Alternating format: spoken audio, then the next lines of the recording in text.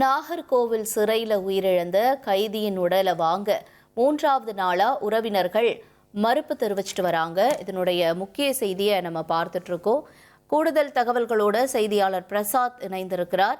பிரசாத், தொடர்ந்து அங்க இருக்கக்கூடிய சூழல் என்னவா இருக்கு? ஏற்கனவே இந்த வழக்குல பல்வேறு பகிர் தகவல்கள்லாம் வெளியாகிட்டு இருக்கு. உறவினர்களோ அந்த பகுதியை சேர்ந்த பொதுமக்களோ என்ன சொல்றாங்க? வணக்கம்.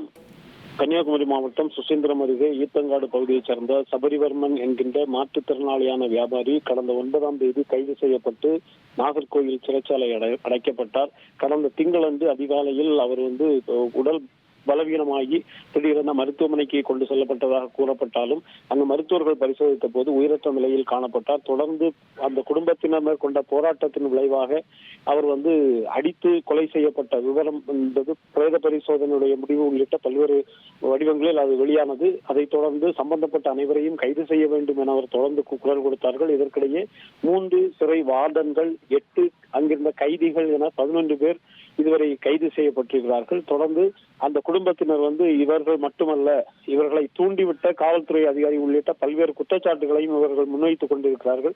இவர்கள் பல்வேறு கோரிக்கைகளையும் இந்த குடும்பத்தினர் முன்வைத்திருக்கிறார். அதாவது சபரிவர்மனுடைய மனைவிக்கு ஒரு அரசின் நிரந்தர வேலை, அதே போன்று அவர்களுக்கு ஒரு உரிய இழப்பீடு 2 கோடி ரூபாய் இழப்பீடு நிவாரணம் வேண்டும்.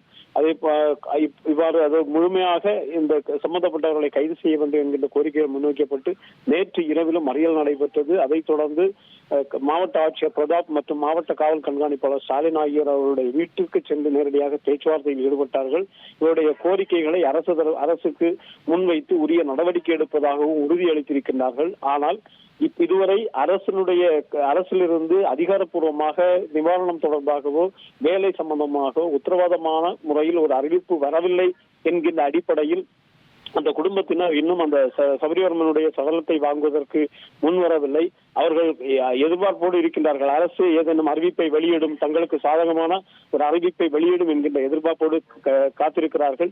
இன்று அமைச்சர் யாராவது இங்கே இவர்கள் வீட்டிற்கு ஆறுதல் சொல்வதற்காகவும் அரசு தரப்பிலிருந்து அதிகாரப்பூர்வமான அறிவிப்பை தெரிவிப்பதற்காகவும் வருவதற்கு வாய்ப்பு இருப்பதாக கூறப்படுகிறது.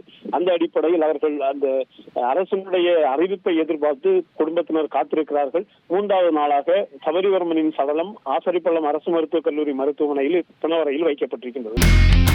இனி செல்லும் இடமெல்லாம் செய்தி.